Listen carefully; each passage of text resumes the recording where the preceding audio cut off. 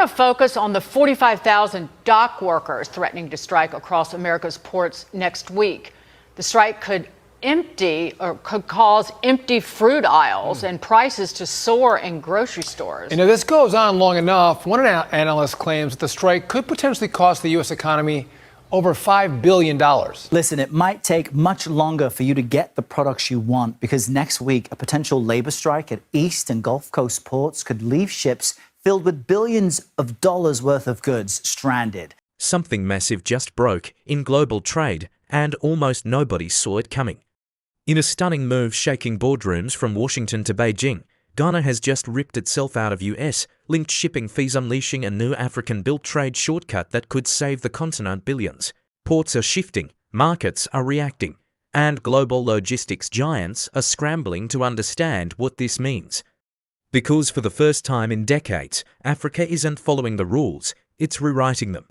This is the moment the world realizes Africa isn't just rising, Africa is breaking free. In the humid dawn over the Gulf of Guinea, a new kind of African headline began echoing across global newsrooms.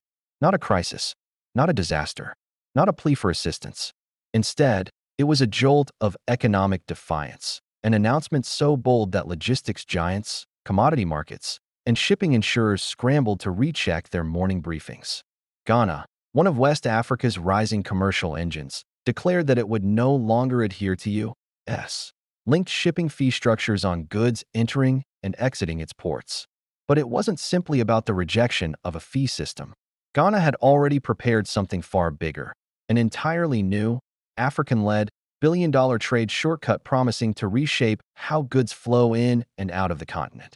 For decades, African exporters and importers had been funneling billions into maritime surcharges, transshipment add-ons, and freight adjustment mechanisms often tied to U.S.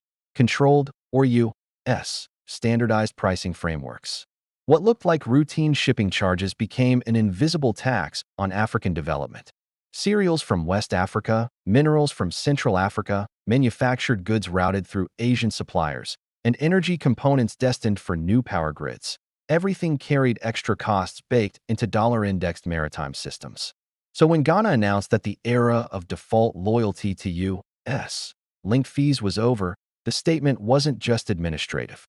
It struck at the heart of a system that had long shaped global logistics. And what the country unveiled next was even more stunning. A new continent-to-continent trade route backed by a coalition of African shipping operators, port authorities, and infrastructure companies. This move, Ghana stated with confidence, could save African nations billions in cumulative trade costs over the next decade. Across African capitals, the tremors were immediate. Across Western commercial centers, the shock was undeniable.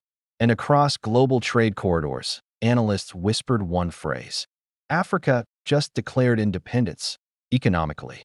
The story begins years earlier, with Ghana's rapidly expanding ports struggling under the weight of tariff distortions and freight pricing mechanisms that were never designed with African trade in mind. The ports at Tema and Takoradi, two of the busiest gateways in West Africa, had seen a rise in both volume and cost. Volumes rising because African economies were growing. Costs rising because global carriers adjusted pricing based on dollar fluctuations, fuel standards set abroad, and insurance calculations built far from the continent's interests. African exporters complained. African importers protested. But global shipping companies, long accustomed to U.S.-centric financial models, kept the structure intact. For Ghana, the real breaking point came when a coalition of African logistics companies released a confidential estimate showing that West African economies were collectively losing between $8 and $12 billion per year in excessive shipping-linked fees. Not illegal fees, not fraudulent fees, just deeply outdated and deeply misaligned with African growth. Ghana's economic planners, trade strategists, and maritime economists began studying how the global system could be bypassed. Not chaotically, not confrontationally, but structurally. The result was a bold idea: an all-African maritime corridor with standardized, Africa-set shipping fees, Africa-owned inspection protocols, and Africa-determined freight classifications. The private sector followed quickly. African cargo companies, port management firms, regional warehousing groups, and logistics technology startups began building proposals. They were not anti-Western. They were pro-African, centered on lowering the cost of trade, not raising geopolitical tension. The blueprint for the new corridor emerged in 3 phases. First, Ghana would officially detach from U.S. linked fees and adopt a new Africa Index pricing model controlled by a consortium of African port and shipping companies. Second, the consortium would build interconnected short route hubs in Ghana, Côte d'Ivoire, Senegal, Rwanda, and Kenya, creating a synchronized maritime-to-land network that cut transit time for intra-African goods by nearly 30%. The third phase was the most daring, partnering with African ship design companies and Gulf-based investors to create a fleet of mid-size cargo vessels tailored for regional maritime patterns, reducing dependence on global supercarriers whose pricing structures rarely favored Africa. All of this built toward one goal: cutting the cost of African trade at its source. By the time Ghana announced its historic decision, the infrastructure wasn't theoretical. It was already under construction. The global reaction was swift, tense, and electrified. In the corridors of major shipping conglomerates based in East Asia and Europe, executives debated overnight whether Ghana's move would inspire copycat actions across the continent. Some companies feared losing their pricing leverage. Others saw opportunity. If Africa was rewriting its shipping system, then there was room for new partnerships, new alliances, and new profit models tailored to a continent on the rise. In the United States, shipping insurers and dollar-indexed freight analysts prepared for volatility.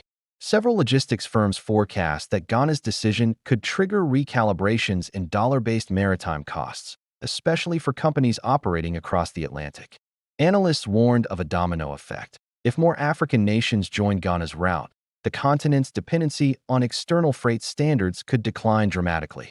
In China, manufacturing exporters studied the announcement with growing interest.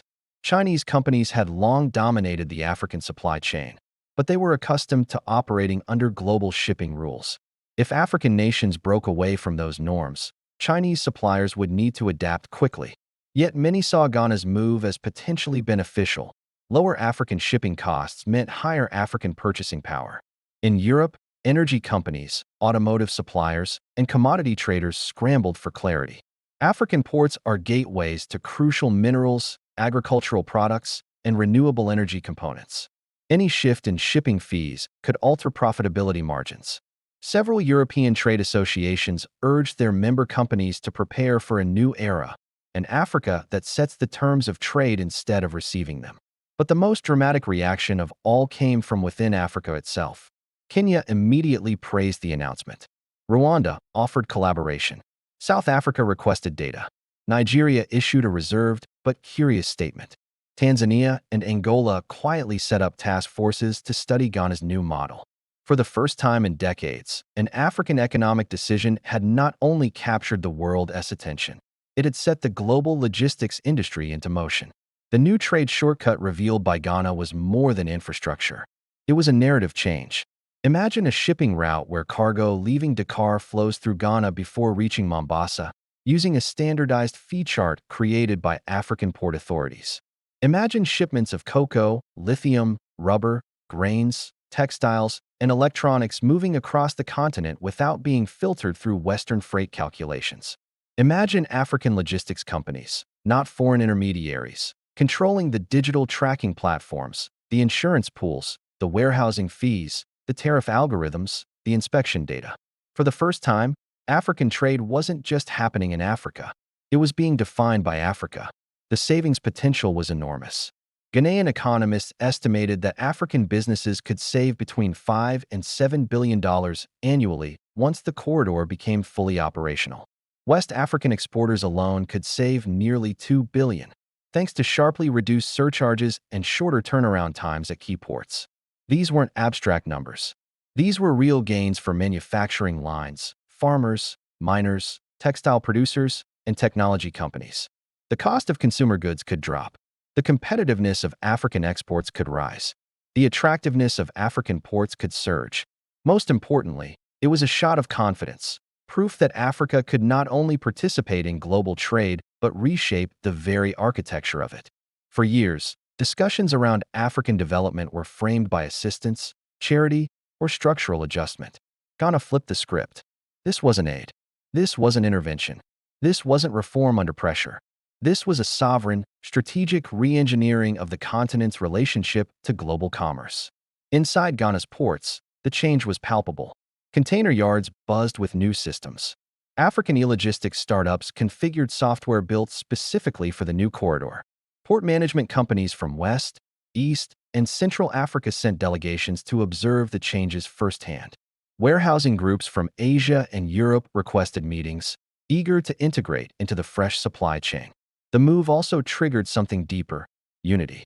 African companies that once saw each other as competitors began coordinating schedules, harmonizing customs expectations, and sharing vessel data. The corridor wasn't owned by any one nation. It was a shared pathway that strengthened the entire region. Even North African companies, historically more tied to Mediterranean and European trade lanes, began to explore how the route could increase their access to West African markets. Across the continent, the sense of momentum was undeniable. Africa was building something that the world could no longer ignore. But the decision carried risks. The global freight market is volatile, and challenging established pricing models could provoke disruptions. Some international carriers hinted at raising costs for routes leading to Ghana's ports. Others warned of logistical bottlenecks if African shipping companies struggled to scale quickly.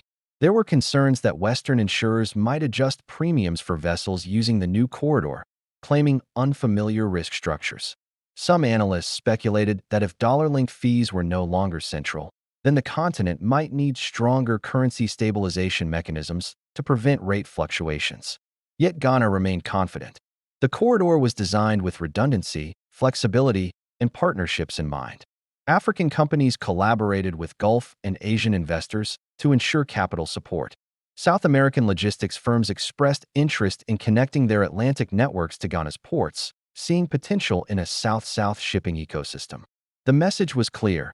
Even if the world responded unpredictably, Africa would not retreat.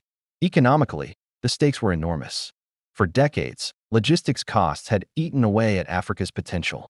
A farmer exporting cocoa might lose profitability because shipping charges swallowed revenue.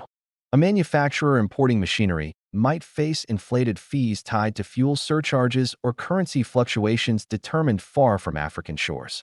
A miner sending or to Asia might pay multiple layers of pricing controlled by global giants. The African Union had long encouraged greater control over continental trade, but implementation lagged behind vision. Ghana's move provided something the continent desperately needed: a practical blueprint. Instead of waiting for global logistics systems to adjust to Africa's needs, Ghana built a new system designed from the ground up with African needs in mind. This wasn't disruption for its own sake. It was disruption for economic liberation. International markets raced to interpret the implications. Commodity traders projected significant shifts in global pricing, especially for metals, agricultural goods, and processed food entering or leaving Africa. Freight forwarders warned clients to prepare for adjustments in routing algorithms. Marine insurers scheduled emergency sessions to analyze risk modeling under the new corridor. But the most fascinating reaction came from companies focused on digital trade. Tech companies saw opportunity. Data firms recognized that Africa's logistics landscape, long fragmented and controlled externally, was about to produce a new wave of indigenous digital infrastructure. Freight tracking systems built in Africa by African companies could become global players. Port automation firms specializing in the continent's new needs could grow into transcontinental giants. Several Asian electronics manufacturers even suggested they might open new assembly lines in Ghana and Kenya, attracted by the cost savings of the corridor. In one stroke, Ghana had transformed itself from a regional gateway into a global trade innovator. And yet, beneath all the analysis, projections, and speculation, the underlying narrative was simple. Africa was tired of paying more than it should. Africa was tired of playing by rules it didn't write. Africa was ready to lead. This wasn't about isolating the continent from the world. It was about integrating it on equal terms. Ghana didn't reject US-linked fees because it wanted conflict. It rejected them because the continent was mature enough to design something better. And when Ghana pulled the trigger, the continent realized that the chains weren't locked. They were simply old. Old systems, old pricing, old assumptions, old expectations about Africa's role in global trade. With one announcement, Ghana broke those expectations into pieces. In boardrooms across the world, companies now rewrite their strategies for Africa. Investors rethink their long-term models. Shipping carriers debate recalibration. Trade associations prepare new guidance. Policy analysts examine the geopolitical implications of a continent asserting maritime independence. Africa, once seen as a passive consumer of global logistics frameworks, has become a producer of them. For decades, the world wondered when Africa would rise. But now, the question shifts. Not when Africa will rise, but how far Africa will go. Ghana's new trade shortcut is more than a physical route. It's a symbolic crossing, from dependency to leadership, from imposed pricing to self-determined commerce, from fragmented ports to a continental network built for speed, efficiency, and sovereignty. It is one of the boldest economic statements in modern African history. And as cargo ships adjust their routes, as digital systems update their protocols, as African companies expand into new markets, a realization spreads across the globe. Africa is not waiting for permission. Africa is not waiting for validation. Africa is not waiting for reform. Africa is moving forward, on its own terms, at its own pace, with its own design. The world can adapt, or it can fall behind. But either way, Africa has already set sail, and it is not turning back.